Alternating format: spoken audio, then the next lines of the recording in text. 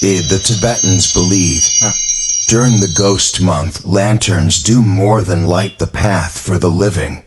Each flame is also a call, a guide for wandering spirits to return. The elders tell of a night high in the Himalayas when hundreds of lanterns rose into the sky. But within their glow, not only human eyes looked up, there were pale faces, eyeless, drifting in the darkness, watching every lantern. And if one lantern drifts down, stopping right before you, remember this: not everyone is meant to touch it. On the night of the Hungry Ghost Festival, the Tibetan plateau shimmered with light. An ancient monastery glowed with thousands of butter lamps, sparkling like fallen stars upon the earth. Pilgrims knelt across the courtyard, hands clasped, eyes lifted toward hundreds of paper lanterns ready to be released into the sky. Everything seemed sacred, serene. Yet within the cold wind, something felt wrong. The old guide, his robe tattered, his eyes deep and hollow, warned in a trembling voice, "Tonight, when you light the lanterns, remember this. Do not call the names of the dead, for not only they will hear, but the hungry spirits will come as well." A strange gust swept across the square. The flames of the butter lamps bent sideways, flickering as if about to die. Some swore they saw long shadows stretching across the monastery walls, though no one was standing there. A little boy clutched his mother's hand, whispering in fear, "Mother, someone is standing right behind me." The mother spun around. No one. Only a lantern, not yet released, hovering in the air. Its glow reddish, faint, as though a pair of eyes were staring out from inside the paper. The crowd froze in silence. No one dared touch that lantern, for they knew not all lanterns tonight were meant for the living. The first lanterns were released, rising high, drifting like giant fireflies across the night. Prayers whispered, chants mingled with the wind, solemn, heavy. But not all lanterns ascended. Some wavered, swaying, as though held back by invisible hands. They did not rise. They descended, drifting low, close to the ground. A young woman gasped, her eyes wide. "It's my mother. She's right there, looking at me." She ran toward the hovering lantern. Its glow lit up the mist, revealing a pale face within, hollow sockets, bluish lips trembling open. A whisper slithered out, chillingly clear. "My daughter, come with me." The crowd panicked. A man yanked the girl back, clutching her shoulder. But he froze too. For behind him, a boy's voice, his dead son's voice, murmured, "Father, come back to me." One by one, people in the crowd began trembling.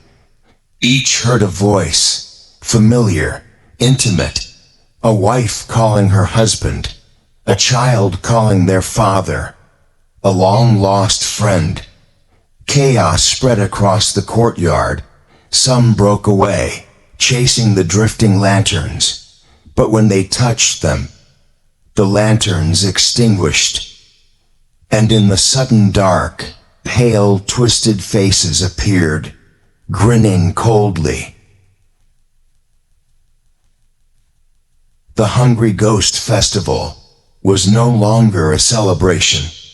The straying lanterns had become guides for the dead. When the straying lanterns died out, darkness devoured the courtyard, but in the flickering remains of light, new forms began to emerge. From all sides, white silhouettes drifted closer. Their bodies were gaunt, hunched, arms long and crooked, bellies grotesquely swollen, their faces blank, eyes hollow like black pits, their mouths stretched wide, black and gaping, tearing across their faces. They were pretas, the hungry ghosts of Buddhist lore, forever starving, doomed to wander. They lunged forward, clawing at the remaining lanterns, plunging their faces in, desperate to drink the butter oil inside. The glow flickered, then was swallowed whole. A young man screamed, "They're devouring the light itself." Each lantern went out, plunging the square deeper into night. And then, dozens of green eyes blinked open in the darkness, staring at the living. A woman fell to her knees, sobbing, "Dear gods, they're not here for the path. They're here to steal the light in our hearts." The wind howled, joining the chorus of hundreds of hungry spirits wailing, an unholy requiem that turned the sacred festival into a banquet of ghosts. In the chaos, a young monk pulled out a scroll, its paper yellowed, its ink smeared like dried blood. He trembled, chanting aloud. But this was no ordinary scripture. It was a forbidden sutra, sealed for centuries. The square fell silent. The wind paused. Then suddenly, a crimson vortex erupted, tearing the remaining lanterns apart, scattering them to ash. From the swirling smoke, countless pale hands clawed out, nails raking the stone, seizing the living. A man screamed as he was dragged across the ground, leaving a red trail. A woman shrieked, collapsing, when through the smoke she saw her dead husband's face, eyes hollow, mouth grinning, whispering, "I have returned to you." The old guide hurled his bell down, collapsing in terror. "No, stop chanting. You don't know what you've done. This is not a rite of release. It is a rite of summoning." But it was too late. Each verse did not banish the spirits. It called more. Hundreds. Thousands. The monastery quaked. Walls cracked. Dust poured from the ceiling. And in the storm of spirits, the living realized they no longer stood in a festival.